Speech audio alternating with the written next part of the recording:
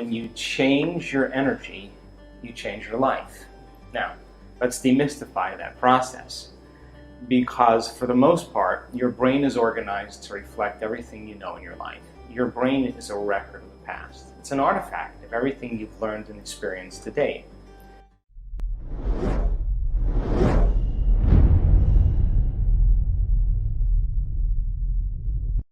Hello friends! Most people today experience battle within themselves, especially financial battle. We all need money to buy things we need to survive, but creating money became too great battle. The stress is too high.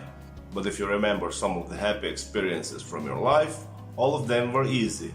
You did nothing special, you were spontaneous and they happened. It's the same with money, with finances, with health, with everything. We just need to decide we will experience financially free life without any attachments or inner battle. Life shouldn't be hard, we make it hard. Just relax and trust. Joe Dispenza will talk about our limited habits and how to end them, how to end the battle. Enjoy! Feelings and emotions are the end product of past experiences, and you can remember experiences better because you can remember how they feel. So if you're feeling the same way every single day, that really means nothing new is happening in your life. And if those feelings are driving certain thoughts and emotions are a record of the past, then most people are thinking in the past. So their biology then literally is rooted in the past. So you can't create a new future if your brain and body are living in the past. So then most people define themselves as a narrative or a story based on the past. Hey, I'm this person, I've done these things, I live in these places, I've owned these things, I know these people. And then you say, oh, well, I know those people, I've been to those places, I've done those things. And when you have a similar experience, you share similar emotions. And if you share similar emotions, emotions are energy. So then we begin to create energetic bonds with things and people in our life. And the problem is that 70% of the time, most people are living by the hormones of stress. And stress is when your brain and body is knocked out of balance. The emotions of stress are anger, aggression, frustration, hatred, judgment, envy, jealousy, fear, anxiety, worry, depression, guilt, shame, unworthiness, hopelessness. They're all created by the hormones of stress. Psychology calls those normal states of consciousness. Those are altered states of consciousness. They're all good for the short term, but not for the long term. The problem with the hormones of stress is that the very rush of chemicals gives the body a rush of energy. So then we use the people and problems and conditions in our life to reaffirm the addiction of the rush of those chemicals. So then we use our best friend to reaffirm our addiction to suffering. We use our boss to reaffirm our addiction to judgment. We use our enemy to reaffirm our addiction to hatred. We use Facebook to reaffirm our addiction to insecurity. We're not conscious that we're doing that, but we're using these things in our external life, and we begin to develop energetic bonds that exist beyond space and time, like the way two atoms of oxygen share information. They're sharing energy, they're sharing electrons. We do the exact same thing in our life. So every person, everything, every place that you've experienced in your life, you have an emotion that's correlated with it, which means you have an energy signature that's interacting in your environment. So we know then that when people get caught in these patterns, they'll tell a story about their past to say, I am this way because of these events. For the most part, they're in the past. What we do know is that when you combine a clear intention, instead of being defined by a memory of the past, you're going to be defined by a vision of the future. And well, we were just talking just 15, 20 minutes ago about a vision. And I saw your energy change and you got excited. The moment you selected that potential and you started talking about a dream, you were experiencing that future in the present moment, and all of a sudden, you can't live in the emotions of survival. You're starting to feel joy, you're starting to feel inspired, you're starting to feel a gratitude, you're starting to feel optimistic.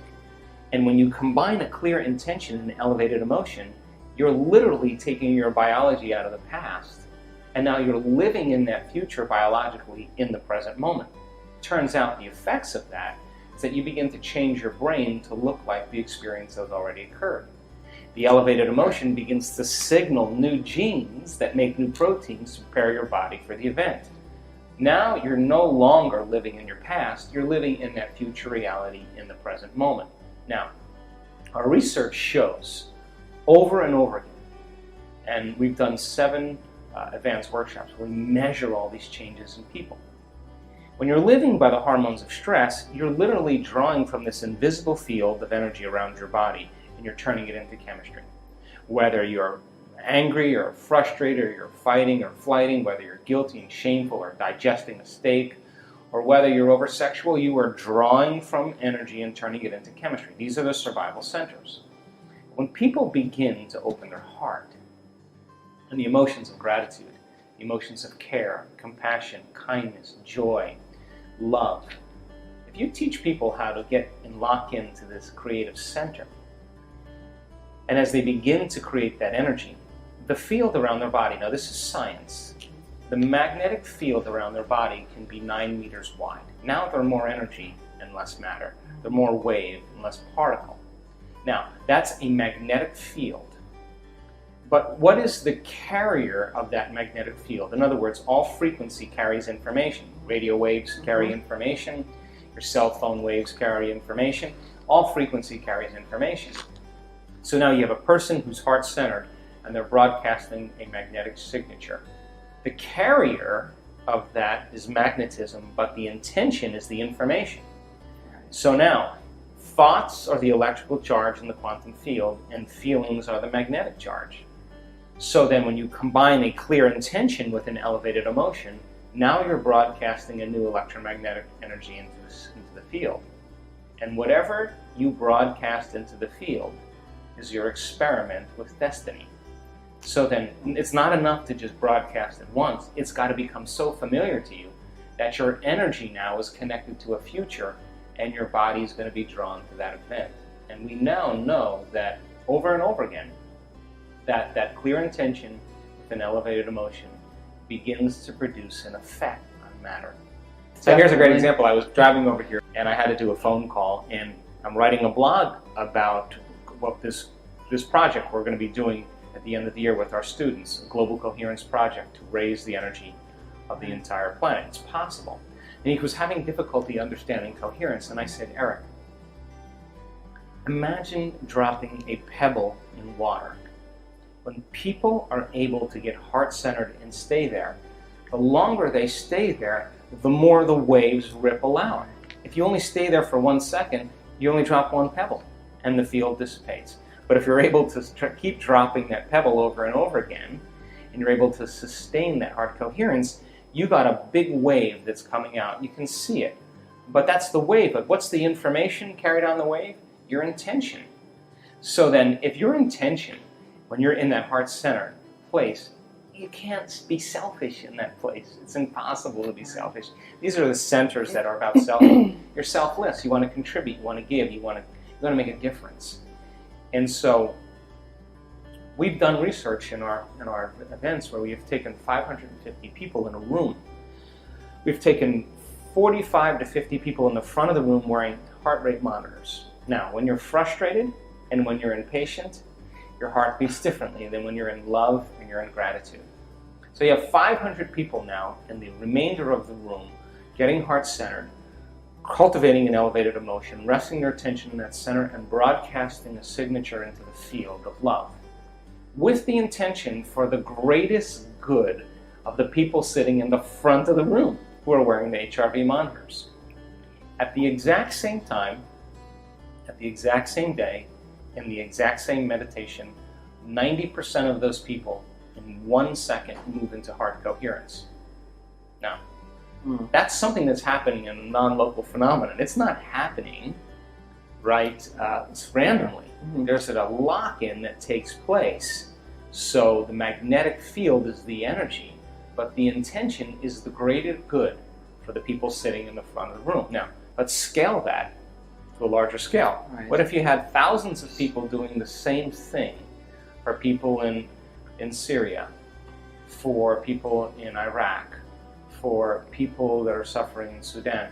What if there was a very specific intention behind a heart-centered emotion what type of effects could we begin to see globally? If you can change a person's emotional state to gratitude, to inspiration, to hope, to love, that means that they'll accept, believe, and surrender to the thoughts equal to that emotional state, and they'll begin to program their autonomic nervous system into a different pharmacy of chemicals. Now, let's just make this very clear now. Mm-hmm. In placebo studies, 81% of people who have depression, if they're in a placebo study, and 81% of those people who are taking the placebo actually respond as well to the placebo as they would to an antidepressant. 81%, that's a pretty high study. Mm-hmm. What that means is they're making their own pharmacy of antidepressants right within them. The nervous system is the greatest pharmacist in the world. So what's the relevance, the significance of that? The significance is really simple.